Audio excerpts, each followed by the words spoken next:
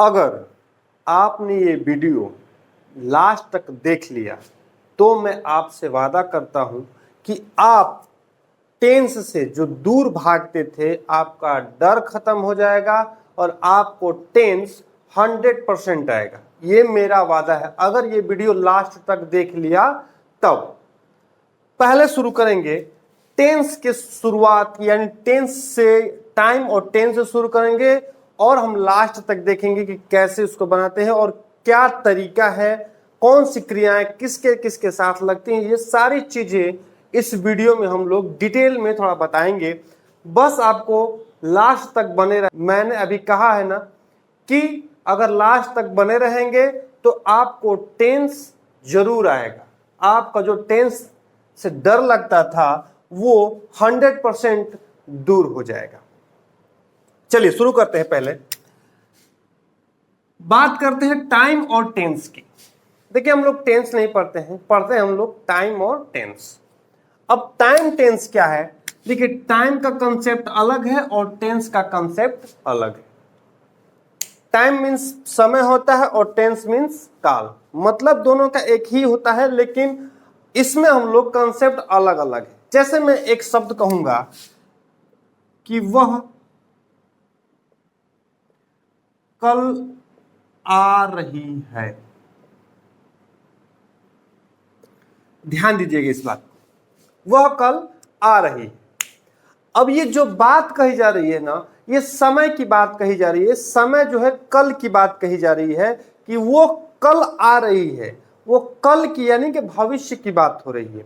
लेकिन ये टेंस कहता है कि नहीं, आप जिस टाइम के बारे में बात करें, लेकिन ये जो टेंस है ये किस में है? प्रेजेंट में है। ये किस में है? प्रेजेंट में। ये प्रेजेंट में है हमारा, तो इसे हम लोग प्रेजेंट में ही बनाएंगे। टेंस कहता है कि मुझे सिर्फ क्रिया से मतलब है, क्रिया किसमें काम करती है उसी में हम लोग काम करेंगे। मेरी बात आपको समझ में आई? मैंने कहा कि टाइम और टेंस अलग अलग है। टाइम कहता है कि वह कल आ रही है, वो कल की बात कह रहा है, लेकिन टेंस कहता है कि नहीं, ये जो बात कही जा रही है वो प्रेजेंट में है, तो मैं बनाऊंगा प्रेजेंट में ही। ठीक है, तो अगर ये बात समझ में आ गई तो हम लोग आगे बढ़ेंगे और टेंस के बारे में बताएंगे कि अब जो टेंस होता है वो टेंस हमारा 3 प्रकार के होता है। टेंस जो होता है वो 3 प्रकार का होता है। पहला प्रेजेंट, दूसरा होता है पास्ट। वीडियो थोड़ी सी लंबी हो सकती है, लेकिन आप बस वीडियो में बने रहिएगा, बस आप वीडियो को देखते रहिएगा, आपको 100% समझ में आएगा। तीसरा है हमारा फ्यूचर। अगर आपको ये वीडियो अच्छा भी लग रहा होगा तो आप इसको लाइक जरूर करते रहिएगा, सब्सक्राइब नहीं किया होगा तो सब्सक्राइब भी करिएगा। तो ये हमारे टेंस हैं, ये हमारे टेंस है 3 प्रकार के, प्रेजेंट, पास्ट और फ्यूचर। अब टाइम की बात की जाती है तो टाइम हमारे 4 होते हैं। टाइम 4 कौन से होते हैं? ये पहला होता है इंडिफिनिट, इंडिफिनिट होता है। दूसरा होता है कॉन्टिन्यूअस, तीसरा होता है परफेक्ट और चौथा होता है परफेक्ट कॉन्टिन्यूअस। ये बात शायद आप लोगों को पता ना हो, ठीक है, लेकिन मैंने कहा है ना कि आप अगर इस वीडियो में बने रहेंगे तो जरूर आपको कुछ नया सीखने को जरूर मिलेगा। तो मैंने कहा कि टेंस जो होते हैं हमारे 3 प्रकार के होते हैं और जो टाइम होते हैं हमारे 4 प्रकार के। ये हमारे 4 टाइम है, इंडिफिनिट, कंटिन्यूअस, परफेक्ट और परफेक्ट कंटिन्यूअस। किसी भी टेंस को बनाने से पहले उसको टेंस के बारे में जानते हैं कि कौन सा ये टेंस है, कौन सी क्रियाएं लगती हैं, उसके बाद हम लोग समझेंगे कि ये किस तरह से किसी सेंटेंस को बनाया जाता है। अच्छा, पहले हम लोग बात करेंगे प्रेजेंट की। अब ये जो प्रेजेंट है, ये देखो प्रेजेंट में ये चारों लगेंगे, पास्ट में भी ये चारों लगेंगे और फ्यूचर में भी ये चारों के चारों लगेंगे। ठीक है, अब पहले हम लोग बात करेंगे प्रेजेंट की। अगर ज़्यादा मैं फास्ट बता रहा हूँगा तो आप वीडियो को स्लो करके देख लीजिएगा, ठीक है। अब और अगर ये बात आप लोग को नहीं समझ में आ रही हो तो आप प्लीज कमेंट में हमें बताइएगा कि वीडियो फास्ट है या हमें नहीं समझ में आया, तो मैं फिर से एक वीडियो बना दूंगा। और भी बहुत सारी चीजें हैं इसमें जो अभी वीडियो में अगर बने रहेंगे तो आपको जरूर कुछ ना कुछ नई चीजें सीखने को मिलेंगी। तो पहला है प्रेजेंट। प्रेजेंट इंडेफिनिट की बात करेंगे। ये पहला टेंस का पहला हम पढ़ते हैं प्रेजेंट इंडेफिनिट। अब प्रेजेंट इंडेफिनिट कहता है कि हमें पहले पहचानो। पहचानना कैसे है? तो प्रेजेंट इंडेफिनिट कहता है कि हमारे लास्ट में ता है, ती है, ते है, ता हूं इत्यादि शब्द आते हैं। ये कौन कहता है? Present indefinite. प्रेजेंट इंडेफिनिट कहता है कि मुझे पहले पहचानो। तो प्रेजेंट इंडेफिनिट की पहचान जो होती है वो कहती है कि ता है, ती है, ते है इत्यादि शब्द आते हैं। अब कहता है अब इसकी क्रियाएं क्या होंगी? सहायक क्रिया। सहायक क्रिया यानी कि हेल्पिंग वर्ब इसकी क्या लगेंगी? तो देखिए हमारा जो सेंटेंस होता है वो तीन प्रकार से होता है। पहला होता है अफर्मेटिव में होता है, पहले अफर्मेटिव में होता है, दूसरा निगेटिव में होता है, तीसरा होता है इंटरोगेटिव,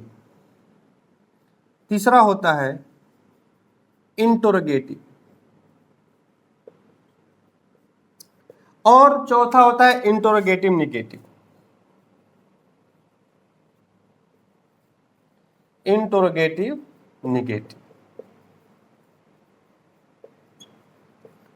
ये चार प्रकार से हमारे टेंस बनते हैं। तो पहला अफर्मेटिव में, जिसमें अफर्मेटिव का मतलब होता है सकारात्मक, जिसमें हम लोग नहीं या क्वेश्चन मार्क इत्यादि शब्द का हम लोग प्रयोग नहीं करते, वो साधारण वाक्य रहेगी, तो उसे हम लोग बोलते हैं सकारात्मक। अब सकारात्मक शब्द कैसा होगा? कहेगा वह खेलता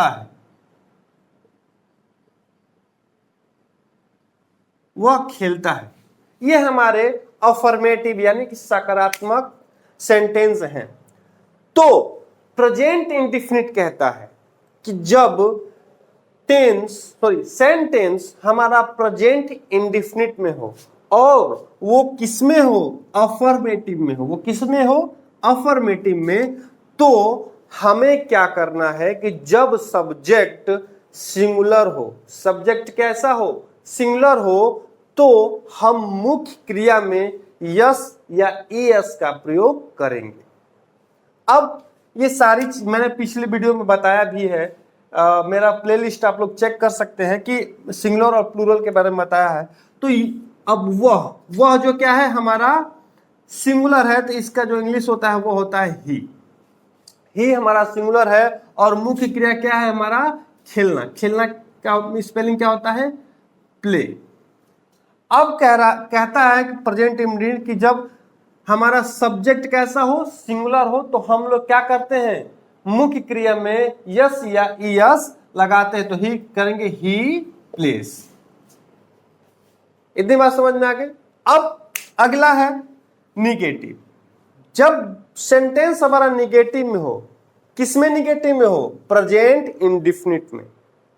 जब प्रेजेंट इंडेफिनिट में निगेटिव में सेंटेंस है, मैं कहूंगा कि वह नहीं खेलता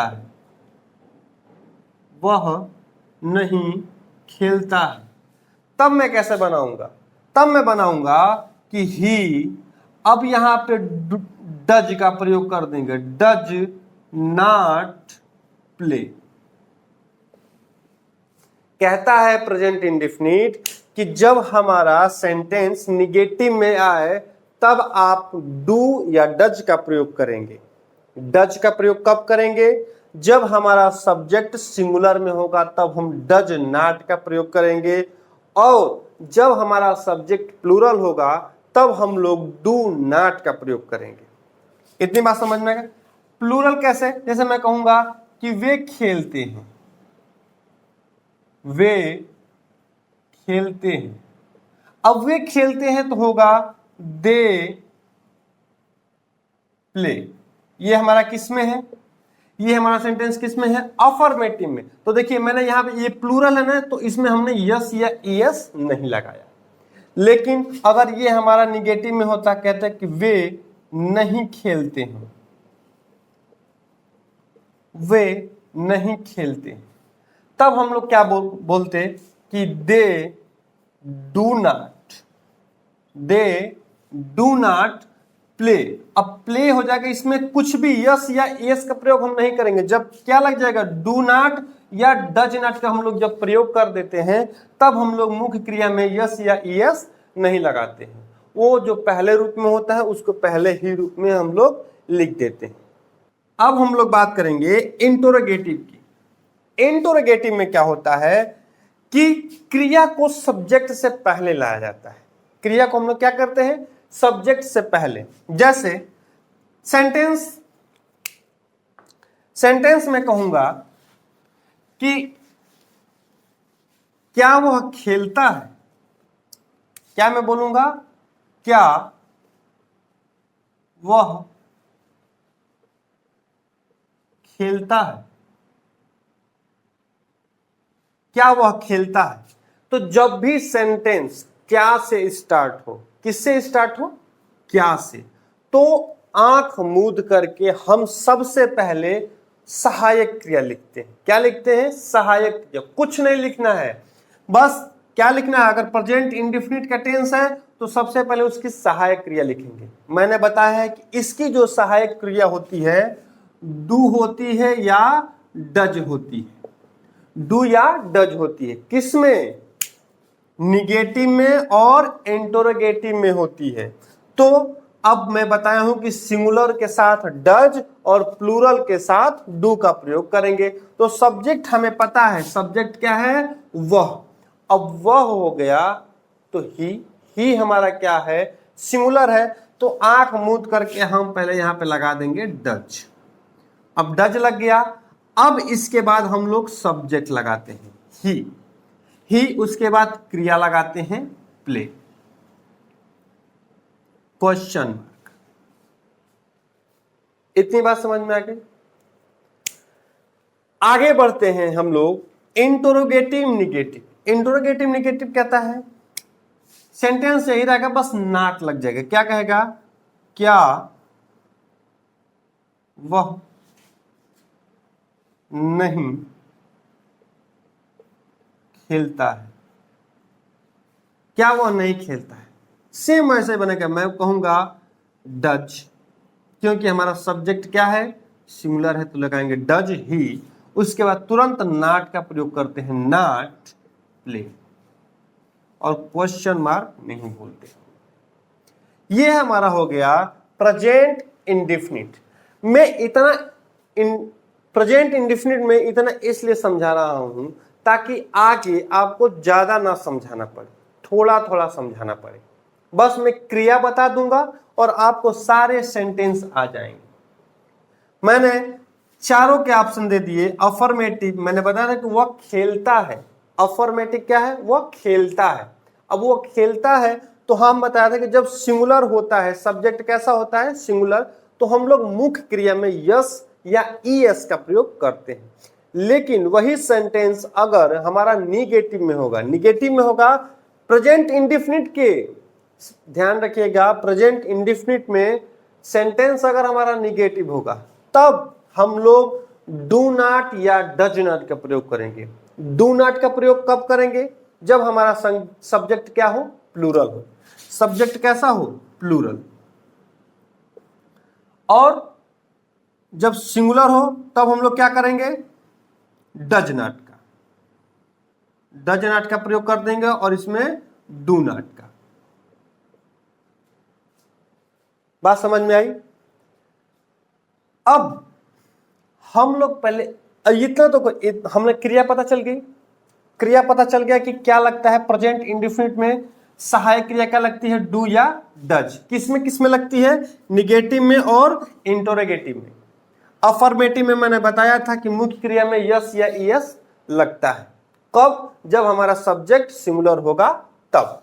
अब कुछ लड़के जो होते हैं कहेंगे कि सर सेंटेंस इतना बड़ा बड़ा आता है, कैसे उसको हल करें, कौन सा शब्द कहाँ लिखना होता है, कैसे हमें पता। हमें तो आपने क्रिया बता दिया कि हाँ सर सहायक क्रिया लगती है, उसके बाद ये लगती है, लेकिन कौन सा शब्द किसके कब कहाँ कैसे लगेगा वो हमें कैसे पता, वो मेरा डर कैसे खत्म होगा।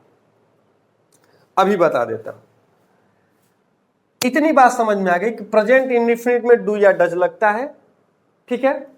अब इसी पर हम लोग सेंटेंस बनाएंगे और वो मैं बताऊंगा कि कैसे हम लोग कौन सा शब्द किस तरह से लगाते। ये 3 सेंटेंस।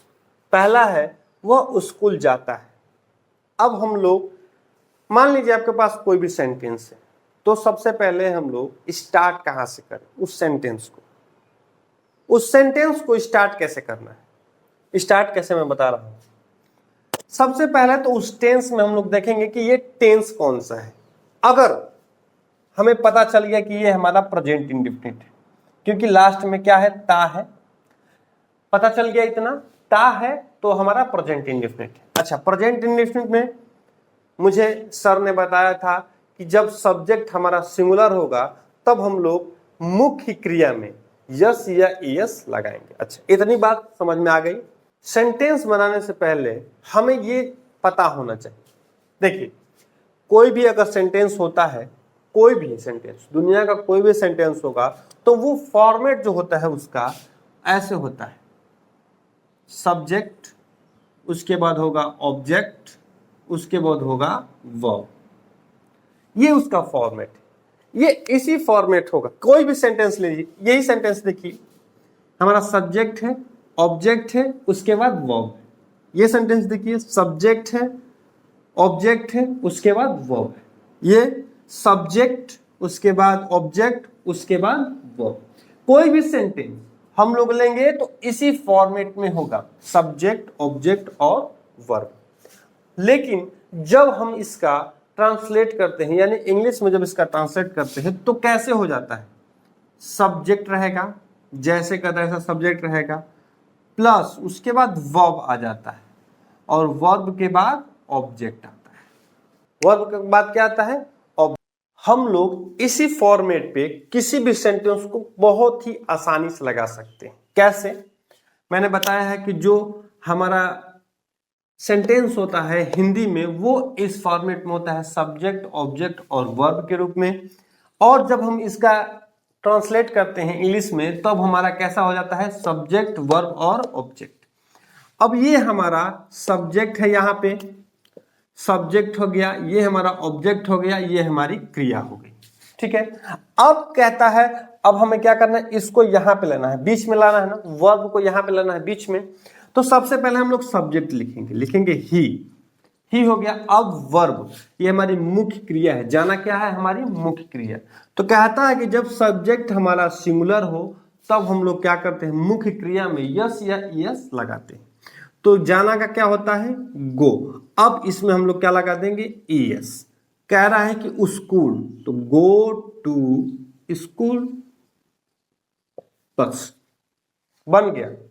कुछ भी नहीं है, बस आपको ये तरीका पता होना चाहिए, ये फॉर्मेट पता होना चाहिए कि क्या, कहां, कब, कैसे हमें लगाना है। बस कुछ नहीं करना है आपको, सबसे पहले सब्जेक्ट पकड़ना है, उसके बाद पूंछ पकड़ते हुए ऐसे ही चले आना है, यहां से यहां तक आना है। अगला देखते हैं, आंख मूंद के सबसे पहले सब्जेक्ट लगा लो। सब्जेक्ट क्या है, सन। उगना का होता है राइज, वर्ब है ना, मुख्य क्रिया क्या है, उगना, तो राइज हो गया।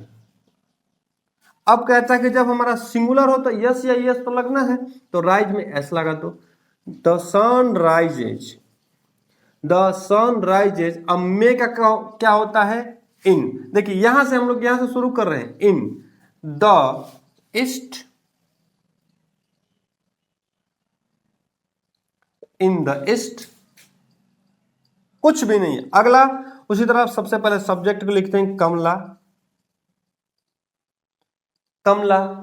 अब कमला हो गई। अब देखो यहां पे निगेटिव है, ये क्या है हमारा निगेटिव सेंटेंस है, तो हम लोग क्या लगाएंगे डू या डच का प्रयोग करेंगे। तो ये हमारा कैसा है सिंगुलर है, तो हम लगाएंगे डच। नॉट, अब नॉट है तो नॉट लगाएंगे। उसके तुरंत बाद डज नॉट, अब क्रिया क्या है गाना, तो लिखेंगे सिंग। क्रिया लिखने के बाद ही हम लोग ऑब्जेक्ट लिखेंगे सिंग ए अच्छा गाना। अच्छा गाना क्या हम लोग लिखेंगे स्वीट सॉन्ग। बस। अगर मैं बात करूं इंटरोगेटिव की, इंटरोगेटिव ये अफर्मेटिव और निगेटिव आपको समझ में आ गया।